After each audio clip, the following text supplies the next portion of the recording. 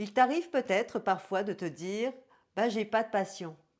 Et si je te disais que le problème, c'est pas vraiment ça, mais plutôt que tu t'es éloigné de ce qui te fait te sentir vivante?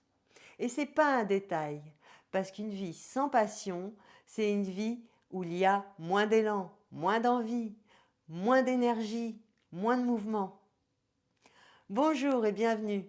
Je m'appelle Laura, j'accompagne les femmes de plus de 50 ans qui veulent créer un nouveau chapitre de leur vie. Je les aide à structurer cette transition et à poser des actions concrètes pour atteindre leurs objectifs. À force de vivre pour des obligations, pour les urgences, à force de vivre pour les autres, et puis à force aussi de te placer souvent en dernière, et puis aussi de choisir la sécurité plutôt que le mouvement, de choisir le confort plutôt que l'élan, eh bien, il y a comme un réajustement qui se crée.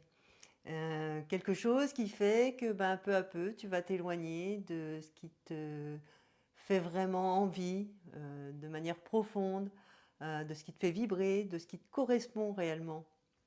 Et en fait, un beau matin, tu te lèves et tu te dis: «Ben, moi, j'ai pas de passion». Mais c'est pas vraiment vrai, c'est juste que tu t'en es éloigné, c'est comme une déconnexion. En plus, on a une idée assez fausse de ce que doit être une passion.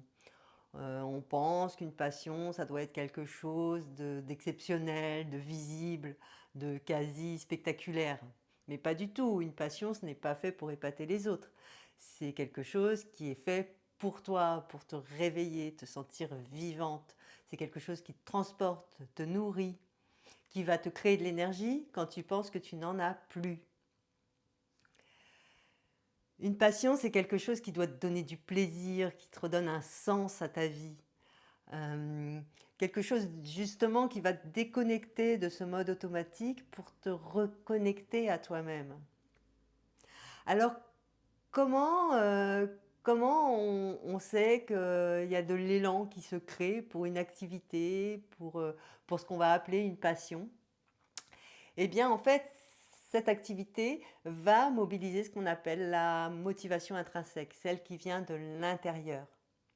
Et la théorie de l'autodétermination a mis en lumière bien 3 besoins fondamentaux qui doivent être nourris pour que cette motivation intrinsèque soit mobilisée. Alors le premier de ces besoins, eh bien, c'est le besoin d'autonomie. Cette activité, tu vas la faire pour toi-même, par toi-même, c'est toi qui vas choisir cette activité et pas quelqu'un d'autre, et tu ne vas pas la faire par obligation. Le deuxième besoin, eh bien, c'est un besoin de compétence. En fait, tu vas naturellement avoir envie, d'évoluer, de progresser dans cette activité. Le troisième besoin fondamental, eh bien, c'est celui du lien social. C'est une activité dans laquelle tu auras plaisir à échanger, sur laquelle tu auras plaisir à partager. Alors, une passion, c'est pas un truc en plus dans ta vie, c'est vraiment quelque chose qui doit faire partie de ta vie parce qu'elle va te donner un sens et parce que, elle va réellement te nourrir et et te faire te sentir vivante. Hem, on a aussi, ce piège de la passion où on commence à se mettre une pression pour justement, être bonne dans cette activité. Alors c'est un véritable piège dans le sens où une passion ne doit pas t'épuiser, mais au contraire, elle doit te nourrir. Alors moi, par exemple, une de mes passions, c'est le mouvement. J'adore pratiquer le fitness, la danse. C'est quelque chose qui me nourrit profondément. Alors certains, certaines pourraient dire que c'est complètement inutile, mais alors pas du tout et ça, je vous invite vraiment à voir mes articles, sur mon site parce que vraiment, travailler son corps, ça permet réellement, de mieux vieillir et puis de se sentir bien au quotidien, plus confiante. Mais bon, ça c'est un autre sujet qu'on aura certainement l'occasion d'explorer ensemble. Mais tout ça pour vous dire que moi, il y a vraiment pas besoin, de me pousser pour aller m'entraîner pendant 2 heures et je le fais plusieurs fois par semaine et c'est quelque chose qui réellement est intrinsèque justement parce que je le fais pour moi et c'est quelque chose qui me nourrit réellement et dans lequel j'ai un véritable plaisir et j'y trouve du sens. Voilà. On a aussi une idée assez fausse sur la passion. On a l'impression, ben, qu'il faut être compétente, douée pour avoir une passion, mais pas du tout. C'est justement en t'investissant dans cette activité que tu vas peu à peu devenir compétente et pas le contraire.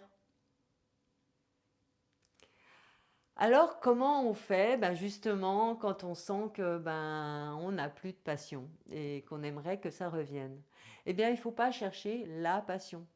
Non, au début, il faut se mettre en mouvement, aller explorer, tester, tâtonner, se donner cette opportunité de pouvoir ressentir, sentir ce qui fait qu'on se sent à nouveau vivante. Et puis, il faut accepter aussi d'être à nouveau débutante et prendre plaisir à ça, prendre plaisir à explorer quelque chose de nouveau. Et peut-être aussi de répéter, de ne pas penser que ça va venir comme ça de suite. Et non, pas forcément.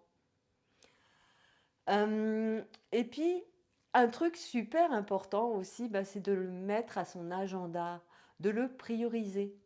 Et pas quand j'aurai le temps, pas oui, un jour. Non, maintenant, maintenant. Et d'ailleurs, je compte sur toi, la semaine prochaine, tu mets 1 heure et tu écris ma passion. Et c'est 1 heure pour toi et ta passion, dans ton agenda. Et ça, c'est ultra important.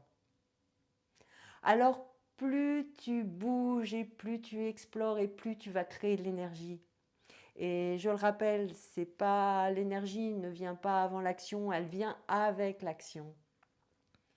Alors ne cherche pas forcément tout de suite quelque chose de spectaculaire, pas une passion spectaculaire. Non, mets-toi juste en mouvement. Donne-toi l'opportunité de retrouver du plaisir et de te reconnecter justement à toi-même. Bien, merci beaucoup de m'avoir écouté. Et puis surtout, n'hésite pas à commenter. Ça me fera super plaisir de lire tes commentaires.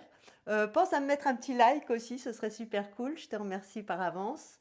Ben, tu peux me retrouver sur mon site objectifnouvellevie50plus.com, sur Instagram, sur Facebook, ben, je te mets toutes les petites indications en dessous de la vidéo.